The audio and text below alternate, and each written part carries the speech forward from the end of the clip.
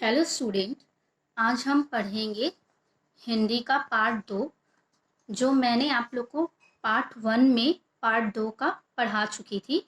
आज मैं पढ़ाने जा रही हूँ पार्ट 2 का आगे का लाइन। जो पाठ है गुल्ली डंडा, उनके लेखक है मुंशी प्रेमचंद। चलिए पढ़ती हूँ।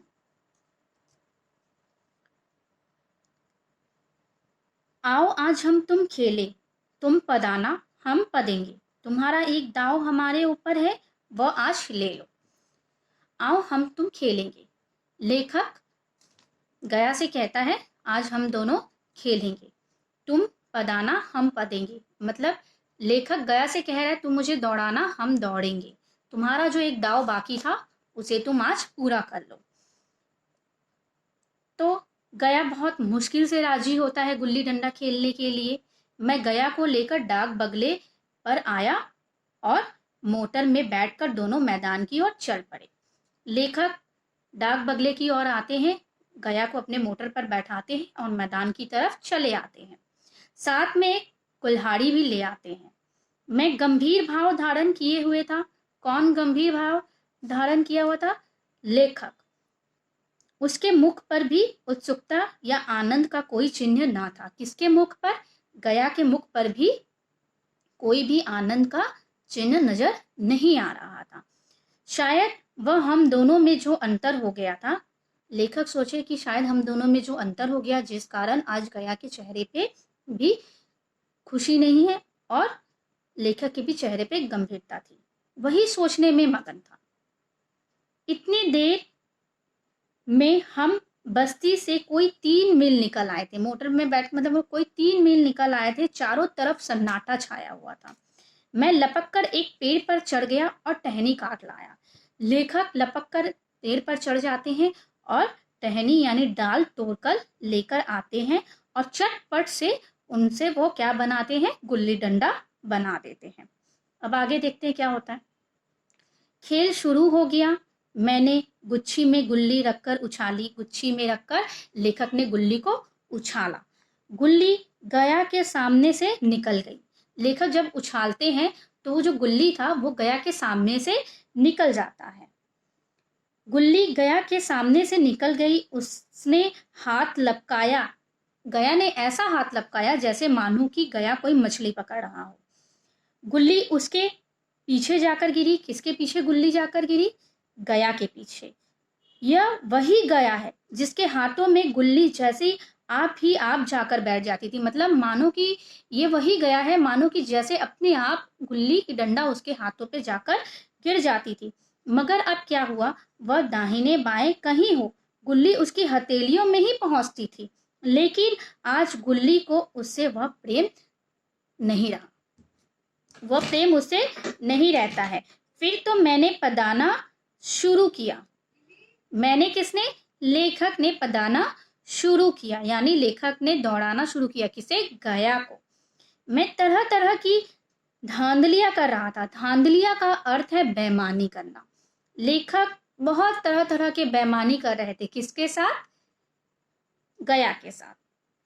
अभ्यास की कसर बेईमानी से पूरी कर रहा था। अभ्यास मतलब प्रैक्टिस करने का पूरी तरह से कसर वो क्या कर रहा था? बेईमानी कर रहा था। किसके साथ? गया के साथ। गया वह सारी बेकायदगियां देख रहा था, सारी हरकतें को देख रहा था, मगर गया कुछ भी नहीं बोलता था, जैसे उसे वह सब कायदे कानून भूल ही गया था। कौन? गया। उसका निशाना कितना उचुक था, लेकिन आज वह गुल्ली डंडे में लगती ही नहीं थी। गया का निशाना इतना था कि एक बार में वो निशाना जाकर लग जाता था, मगर आज लगती ही नहीं थी और उसको गुल्ली डंडे से प्रेम ही नहीं था। किसे? गया को। ऐसा लेखक कह रहे थे। कभी दाहिने जाती, कभी बाएं, कभी आगे जाता, कभी पीछे चला जाता, लेकिन निशाना नहीं लगता था गया का। आध घंटे पदाने। आध घंटे का मतलब है आधा घंटा। आधा घंटा पदाने के बाद एक बार गुल्ली डंडे में आ लगी। आधा घंटा बाद दौड़ने के बाद एक गुल्ली क्या होता है? गुल्ली का डंडा आके लगता है। मैंने धांधली की, गुल्ली डंडे में नहीं लगी। बेईमानी की, गुल्ली डंडे में नहीं लगी, बिल्कुल पास से गई लेकिन लगी नहीं। उसने बेईमानी किया, उसने लेखक ने। गया ने किसी प्रकार का असंतोष ना प्रकट किया, गया ने किसी भी प्रकार का असंतोष प्रकट नहीं किया और कहा ना लगी होगी, बचपन में मजाल था कि मैं ऐसा घपला करके जीत बसता। मतलब लेखक कह रहे हैं कि ऐसा मजाल हो कि बचपन में अगर हम लोग जब भी खेल रहे हो, मैं और गया, तो कभी भी मैं उसके साथ बेईमानी करता तो मजाल है कि वो गुस्सा ना होता या फिर मुझे पकड़ ना लेता। क्या करता गया? यही गया गर्दन पर चढ़ बैठता। जब भी लेखक बेईमानी करते तो गया उसके गर्दन पर चढ़ बैठता। लेकिन आज कितनी आसानी से मैं इसे धोखा दिए जा रहा हूं, पर ये कुछ कहता नहीं। सहसा गुल्ली फिर डंडे पे लगी और इतने जोर से लगी जैसे बंदूक छूटी हो। सहसा एकाएक क्या होता है कि गुल्ली डंडे पे जाके लगती है, जैसे मानो कि जिस प्रकार बंदूक से जो गोली निकलती है, आवाजें होती है, बिल्कुल ऐसी आवाजें हुई। गया ने विजय से खुशी से कहा, लग गई लग गई।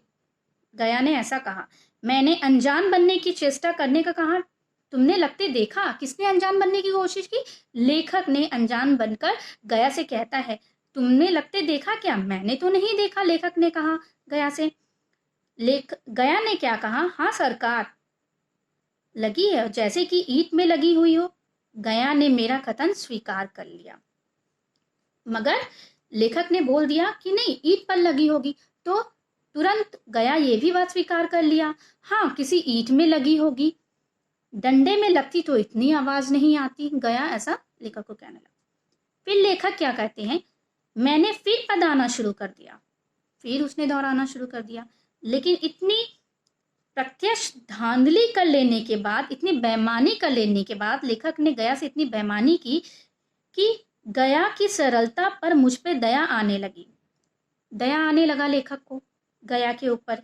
बड़ी उदारता से लेखक ने गया से बोला कि तुम अपने दाव ले लो, ठीक है। गया ने कहा, अब तो अंधेरा हो गया है भैया, कल रखो, कल खेलती हूँ। लेखक कहते हैं, नहीं नहीं, अभी बहुत उजाला है, तुम अपना दाव ले लो, गुल्ली सूझेगी नहीं, कुछ परवाह नहीं है, खेलो। गया ने पदाना शुरू किया, दौड़ाना शुरू किया, पर उसे अब बिल्कुल अभ्यास ना था। किसे? गया को अब बिल्कुल भी प्रैक्टिस नहीं था। 1 मिनट से कम वह दाव पूरा कर चुका। जैसे कि 1 मिनट में वह दाव को पूरा कर लेते थे, मगर घंटा भर हो जाता है। 1 मिनट भी जो दाव वो पूरा कर लेते थे, वो 1 घंटा भर भी हो जाता था, वो दाव को नहीं दाव नहीं लगा पाए और 1 मिनट में उनकी दाव छूट गई। मैंने अपने हृदय की विशुद्धता परिचय दिया। किसने? गया ने। एक दाव और खेल लो। देखा कहता है एक दाव और खेल लो। गया कहता है नहीं भैया, अब अंधेरा हो गया है, तुम्हारा अभ्यास छूट गया है क्या? लेखक ने गया से कहा। गया ने कहा, अब मैं खेलता नहीं हूं, इसलिए अभ्यास छूट गया है। खेलने का भी तो समय होना चाहिए भैया, गया ने लेखक से कहा। फिर आगे देखते हैं क्या होता है। हम दोनों मोटर पर जा बैठे और चिराग जलते जलते पड़ाव पर पहुंचे। जब वो लोग मोटर पर बैठते हैं, आगे जाते हैं, तो चलते चलते गया बोला, कल यहाँ गुल्ली डंडा का खेल होगा, सभी पुराने खिलाड़ी खेलेंगे, जब आपको फुर्सत हो तभी खिलाड़ियों को बुलाऊं। गया कहता है, हमारे यहाँ कल खेल होगा, अगर तुम्हारे पास फुर्सत है तो बताओ, मैं खिलाड़ियों को बुलाऊं। लेखक कहते हैं, हाँ शाम के समय। दूसरे दिन मैच देखने गया लेखक। अधिकांश युवक थे जिन्हें मैं पहचान ना सका। लेखक को उसमें जो अधिकांश युवक थे, जो लड़के लोग थे, उसमें से वो लेखक उनको नहीं पहचान पाए। खेल शुरू हुआ। लेखक मोटर पर बैठे बैठे तमाशा देख रहे थे। क्या देख रहे थे? आज गया का खेल, उसका वह नैपुण्य देखकर मैं चकित रह गया। नैपुण्य मतलब कुशलता। लेखक गया की कुशलता को देखकर हैरान रह गए। टांड लगता तो गुल्ली आसानी से बातें करती, उसके डंडे की चोट खाकर गुल्ली 200 गज की ओर खबर लाती। मैं खेल में ना था, लेखक उस खेल में तो नहीं थे, पर दूसरे के इस खेल में मुझे वही लड़कपन का आनंद आ रहा था जो उसने बचपन में आनंद लिया करते थे, जब हम सब कुछ भूलकर खेल में मस्त हो जाते थे। सब कुछ भूलकर वो लोग खेल में मस्त हो जाते थे। न जात पात किसी भी चीज का ऊंचा नीचा वो लोग कुछ भी नहीं देखते थे। अब मुझे मालूम हुआ कि कल गया मेरे साथ खेला नहीं, केवल खेलने का बहाना किया। लेखक को अब समझ में आया कि कल गया उसके साथ खेल नहीं रहा था, खेलने का बहाना किया। उसने मुझे दया का पात्र समझा। लेखक बोले कि गया मुझे उस दया का पात्र समझा। मैंने धांधली की, मैंने उसके साथ बेईमानियां की, पर उसको जरा भी क्रोध ना आया, इसलिए कि वह खेल नहीं रहा था, मुझे खिला रहा था। गया को इसलिए गुस्सा नहीं आया क्योंकि वो खेल नहीं रहा था, वो मुझे खिला रहा था। लेखक ने ऐसा कहा। मैं अफसर हूं, यह अफसारी, अफसर कौन है? लेखक है। यह अफसारी मेरे और उसके बीच में दीवार बन गई है। लेखक कह रहे हैं कि वह अफसरी है, अफसरी होने के कारण उन दोनों के बीच दीवार खड़ी हो गई है। किन दोनों के बीच? लेखक और गया के बीच। मैं अब उसका लिहाज पा सकता हूँ। लेखक कहता है कि मैं गया का लिहाज पा सकता हूँ, अदब भी पा सकता हूँ, लेकिन सहचार्य नहीं बन सकता, उसका दोस्त अच्छा नहीं बन सकता। लड़कपन था जब मैं उसका समक्ष था। लड़कपन बचपन में ऐसा था कि जब वो उसके साथ एक दोस्त था, हम में कोई भेद नहीं था, उन दोनों में कोई भेद नहीं था। यह पद पाकर अब मैं केवल उसकी दया के योग्य हूँ। ऐसा पद पाकर अब वो उसके दया के योग्य हैं। लेखक कहते हैं वह मुझे अपना जोड़ नहीं समझता। लेखक कहते हैं कि गया मुझे अपना जोड़ नहीं समझता, वह बड़ा हो गया है और मैं छोटा हो गया हूँ। लेखक कहता है कि वह बड़ा हो गया है और मैं छोटा हो गया हूँ। तो इस कहानी से हमें क्या सीख मिलती है? इस कहानी से हमें यह सीख मिलती है कि हमें कभी भी किसी को बड़ा छोटा नहीं समझना चाहिए, चाहे इंसान कितनी भी ऊंचाई पद में क्यों ना चला जाए। अगर वह अच्छा मित्र है, अच्छा दोस्त है, तो वो सबको एक साथ मिलजुल कर रहना चाहिए, कभी भी भेदभाव नहीं करना चाहिए, चाहे वो कितना बड़ा हो और चाहे वो कितना छोटा क्यों ना हो।